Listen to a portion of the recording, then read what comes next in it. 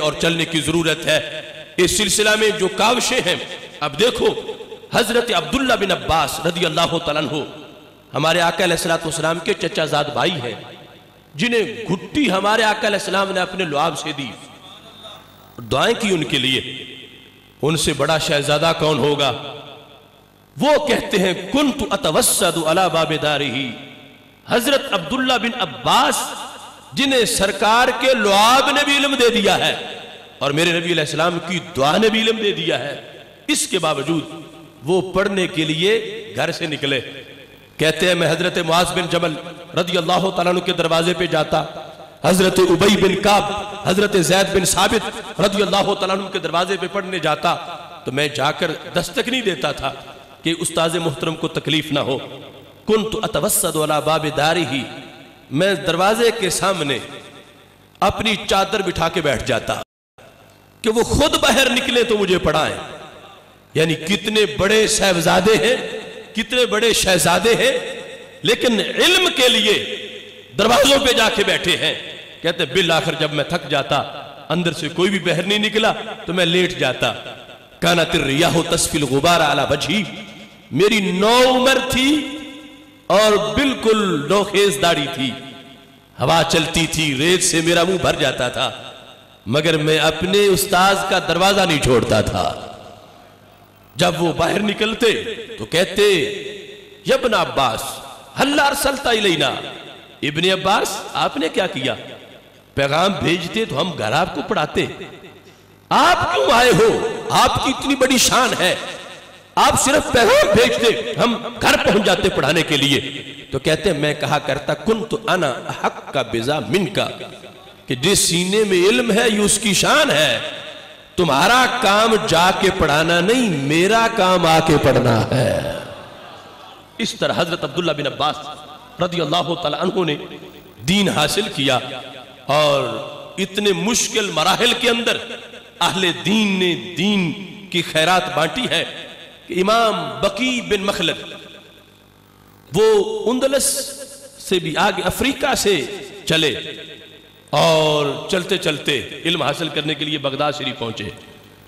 امام احمد بن حنبل کا زمانہ تھا، بقی بن مخلد تیسری صدی ہجری کے آغاز کے اندر دین کی تعلیم کے لیے گھر سے نکلے اور اتنے بڑے امام بنے، 72 جنگوں میں شرکت کی، روزانہ رات کو 11 رکعت میں قرآن ختم کرتے تھے، دن کو 100 نفل بھی پڑھتے تھے اور روزانہ روزہ بھی رکھتے تھے۔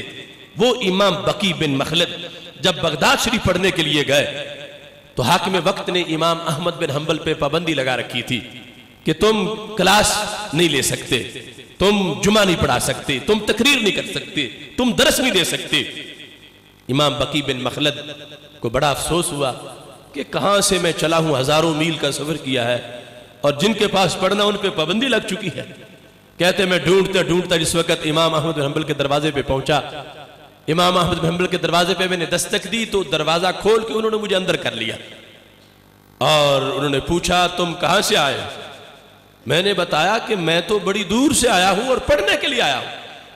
تو آپ نے فرمایا افسوس کہ تو ایسے وقت میں آیا ہے کہ جب میں پڑھا نہیں سکتا، اب بھی اندر تو نے اس لیے کیا کہ سی آئی ڈی والے باہر موجود ہیں، میری گلی سے جو گزرے اس کا بھی ریکارڈ تیار ہوتا ہے کہ کس نے ملاقات کی، کون ملا۔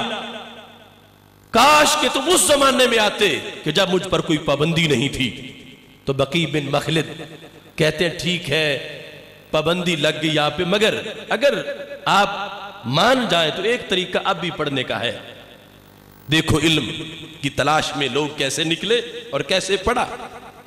کہا کہ میں اس شہر میں بیگانہ ہوں، مجھے کوئی بھی نہیں جانتا کہ یہ حدیث کا طالب علم ہے۔ ان اذنت لی ان آتی کل یوم فی زی السوال واقول ما یقول السوال، اے امام اگر آپ اجازت دے دیں تو میں روزانہ بکاری بن کے اس گلی سے گزرا کروں گا، طالب علم بن کے نہیں، عالم کی شان و شوکت کے ساتھ نہیں، میں بکاری بن کے اس دروازے کے پاس سے گزروں گا، وَأَقُولُ مَا يَقُولُ السُّوَالِ، اور وہی کہوں گا جو منگتے کہتے ہیں۔ آپ کو پتہ چل جائے گا تو آپ دروازے پہ آ جائیں گے، تو جتنا منگتے کو روپیہ دینے میں وقت لگتا ہے लो हद्दस्तनी फी कुल्ल यौमिन बिहदीस वाहिद लकान अली फीहि कफाया, अगर रोजाना एक हदीस सुना दोगे तो मेरे पैसे पूरे हो जाएंगे। तुम्हारे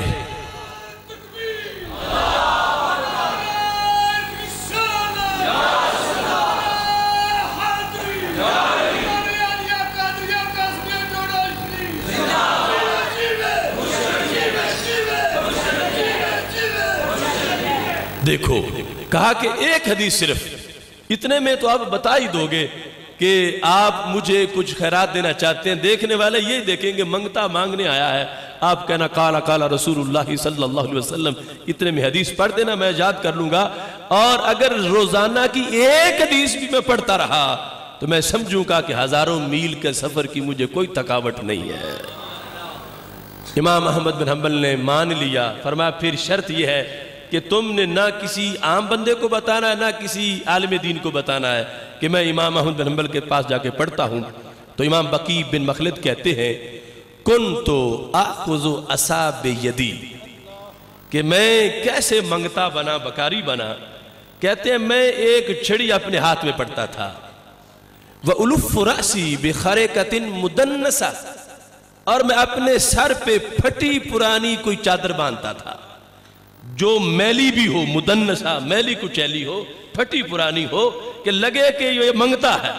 हाथ में मेरी छड़ी होती और सर पे मैंने वो फटी पुरानी कोई कपड़ा कोई बांध के मैं गली से जब गुजरता तो मैं कहता अल अजर रहमकल्लाह, खुदा तुझे नवाजे, खुदा तुझे और अता कर दे। अल अजर कह के मतलब ये होता था मेरे सुत्ते लेख जगा बाबा, कोई यार की गम सुना बाबा।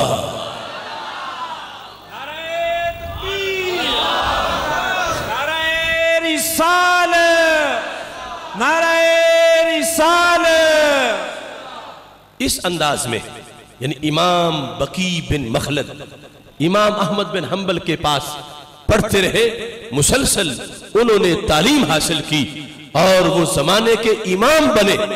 ये सिलसिला इस तरह निखवतो नूर का जारी रहा और चलते चलते दीन ये हमारे अकाबिर तक पहुंचा और आज उसकी रोशनी हमारे पास मौजूद है।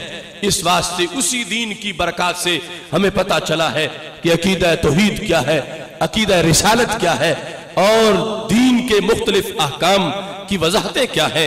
इस वास्ते मैं चंद बातें इसी मौजू की करते हुए अपनी गुफ्तगू को समेट रहा हूं। सैयद आलम नूर मुजस्सम शफी मुअज्जम सल्लल्लाहु अलैहि वसल्लम ने दीन पहुंचाया, तौहीद की तबलीग की, रिसालत का पैगाम दिया।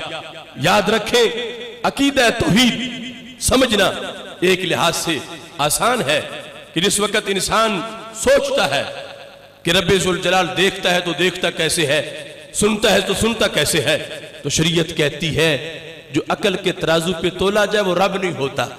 तुम बस करो, बस यकीन रखो, आगे मत सोचो। रिसालत के लिहाज से एक इम्तिहान है, जिन्हें मानना है वो भी बिल आखिर बंदे हैं, अल्लाह नहीं है, अजीम इंसान है, मानने वाला भी बंदा है। अब आजमाइश शुरू है, हाथ उनके भी हैं, हाथ मानने वाले के भी हैं, आंखें उनकी भी हैं, आंखें मानने वाले की भी हैं। यहां पर दो तरीके बन जाते हैं, एक हमारा है और दूसरा दूसरी पार्टी का है। हमारा तरीका और उनका तरीका फार्मूले का फर्क है। जो तरीका आज और लोगों ने शान रिसालत को समझने का अपना लिया है उसमें तो कोई देख ले रसूल अल्लाह सल्लल्लाहु अलैहि वसल्लम को फिर भी कुछ नहीं मिलता, बिन देखे क्या मिलेगा। और जो हमारा तरीका है देखने वालों के तो मकाम ही बड़े ऊंचे हैं, बिन देखे भी बेड़े पार हो जाते हैं।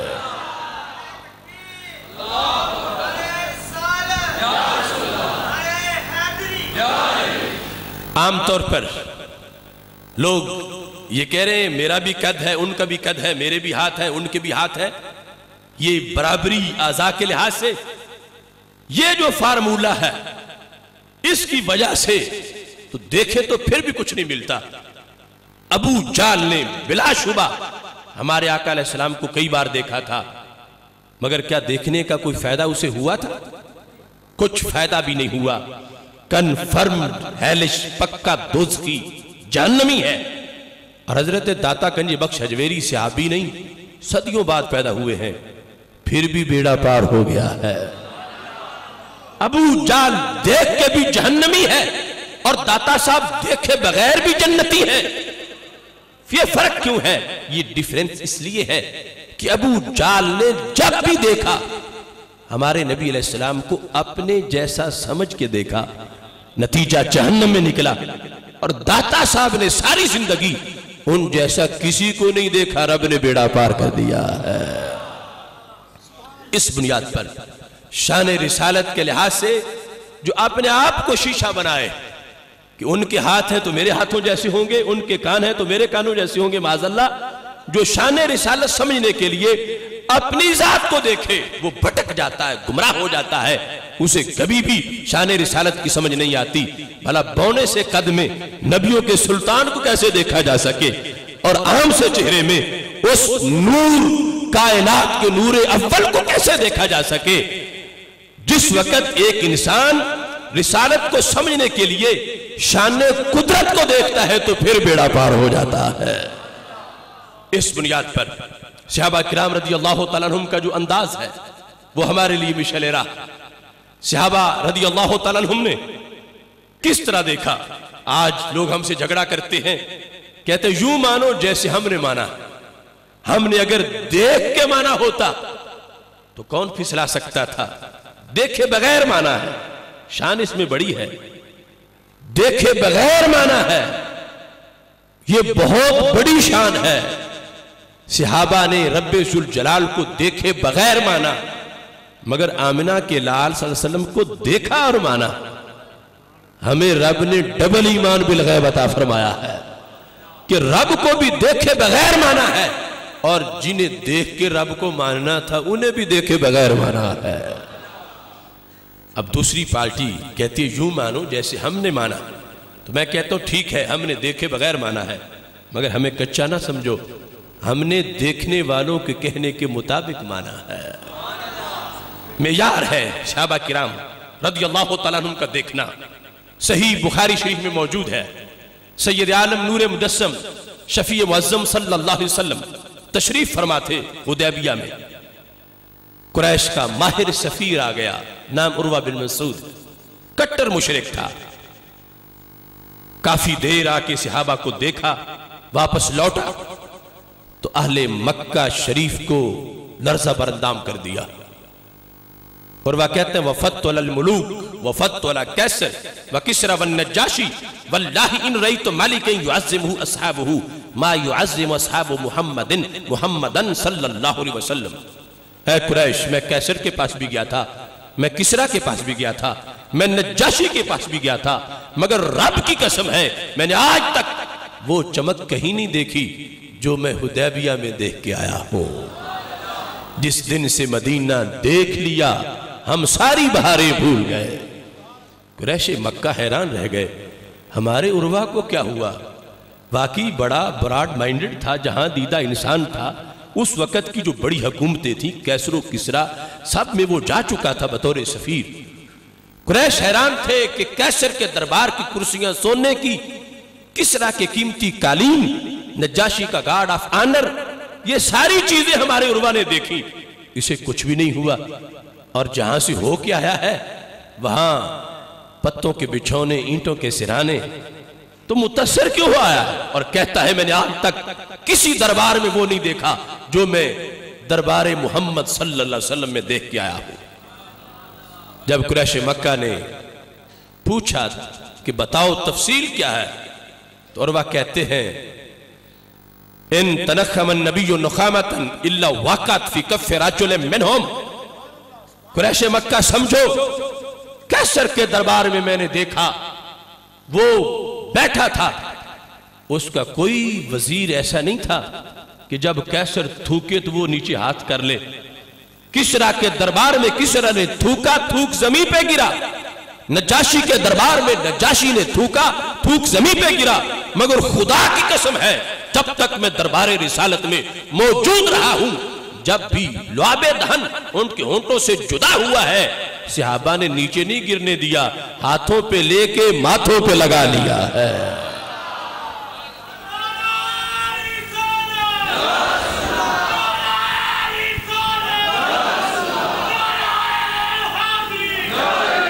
دیکھو دیکھنے والوں کا ماننے کا انداز کیا ہے۔ یہ پاس جو بیٹھنے والے تھے یہ ملنگ نہیں تھے، یہ ان پڑھ نہیں تھے، ہوش سے بولنا یہ تو صدیق و عمر تھے، طلحہ و زبیر تھے، سعد و سعید تھے۔ زمانہ جن کے در پہ قیام کرتا ہے اور زمانہ جن کی عقل کو سلام کرتا ہے، وہ سید عالم نور مجسم شفیع معظم صلی اللہ علیہ وسلم سے اتنا پیار کرتے ہیں کہ محبوب علیہ السلام کا لعاب دہن ہاتھوں پہ لیتے ہیں۔ ان تنخم النبی نخامتا الا وقت فی کف رجل منہم، ہاتھوں پہ لے کے رومالوں سے صاف نہیں کرتے۔ فدالا کا بیا وجہہ، جسے ملتا ہے ماتھے پہ لگا لیتا ہے۔ اب یہ ماتھے پہ لگانے والے لوگ لعاب دہن کو کیا بتا رہے تھے کہ لوگوں بعد والوں یاد رکھنا، جن کے لعاب کی مثال نہ ہو تو رسالت مآب کی مثال کہاں سے آئے گی۔ لوگ برابری کرتے ہیں، کوئی کہتا ہے نبی کا مرتبہ جیسے چیف آف ولیج ہوتا ہے، گاؤں کا چودھری، پوسٹ مین اور ڈاکیا۔ میں کہتا ہوں نہیں، فلک کو اس بلندی پر بھی وہ عظمت نہیں حاصل۔ جبین خاک سے پوچھو مقام نقش پاک کیا ہے، وہ جس جگہ پہ پاؤں رکھے وہ زمین بھی آسماں ہو جاتی ہے۔ سید عالم نور مجسم شفیع معظم صلی اللہ علیہ وسلم